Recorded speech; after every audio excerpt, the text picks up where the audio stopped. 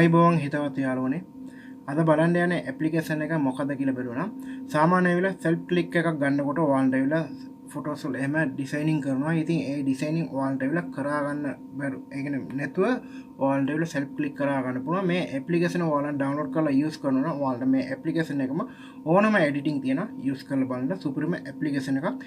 ඉතින් ඔයාලන් ගන්න ෆොටෝස් එක එහෙම එඩිටින් කරන්න ඕනේ නැහැ. මේකෙම එඩිටින් කරලා ඔයාලට ෆොටෝස් එහෙම අල්ලලා දෙනවා. ඒ විදිහට සුපිරිම ඇප්ලිකේෂන් එක.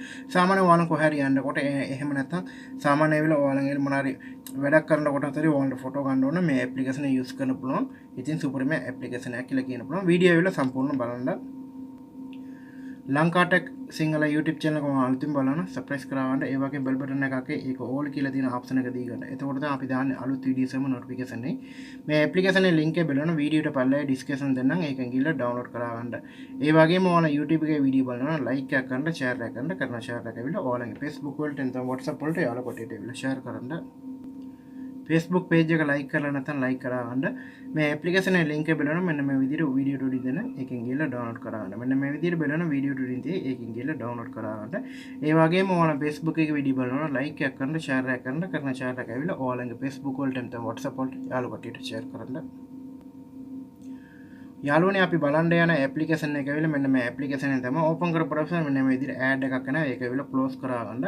මේක ඇවිල්ලා ඔයාලට allow permission එක ඉල්ලේ මේ start කියලා තියෙන එක ක්ලික් කරනකොට ඒ allow permission එක දෙන්න.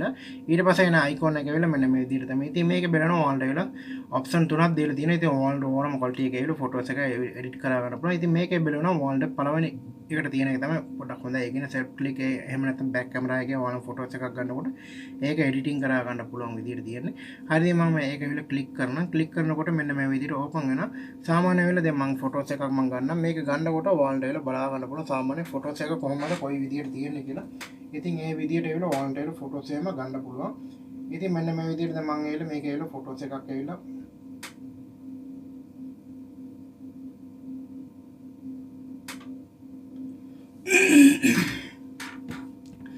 දැන් බලුණා මම මේක ඇවිල්ලා ෆොටෝස් එකක් ඇවිල්ලා අරන් තියෙන්නේ ඔයාලට ඇවිල්ලා බලා ගන්න පුළුවන්. දැන් මේ ෆොටෝස් එක මම ඇවිල්ලා ගත්තා. ඉතින් මෙන්න මේ විදිහට මේ ෆොටෝස් එක එනවා. ඉතින් ඔයාලට ඇවිල්ලා ඕනම දෙයක් ඇවිල්ලා එඩිටින් කරන්න කිසිම දෙයක් ඕනේ නැහැ. මේක ඉතින් එඩිටින් කරලම ඔයාලට ඇවිල්ලා ෆොටෝස් එහෙම තියෙනවා. ඉතින් ඔයාලට ඕන නම් ෂෙයාර් කරන්න පුළුවන්, සේව් කරා ගන්න පුළුවන්.